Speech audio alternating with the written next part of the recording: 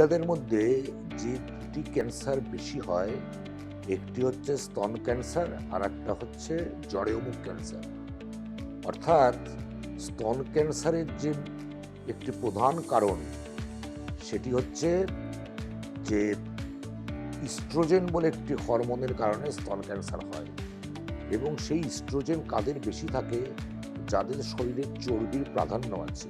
কিন্তু তাদের মধ্যে জরায়ুমুখ ক্যান্সার হয়, তার কারণ জরায়ুমুখ ক্যান্সারের যে প্রধান কারণ একটা হচ্ছে একটা ভাইরাস, হিউম্যান প্যাপিলোমা ভাইরাস। তাছাড়াও ব্যক্তিগত পরিচ্ছন্নতা, পার্সোনাল হাইজিন যাকে আমরা বলি, সেই সম্পর্কে তারা অত্যন্ত অচেতন।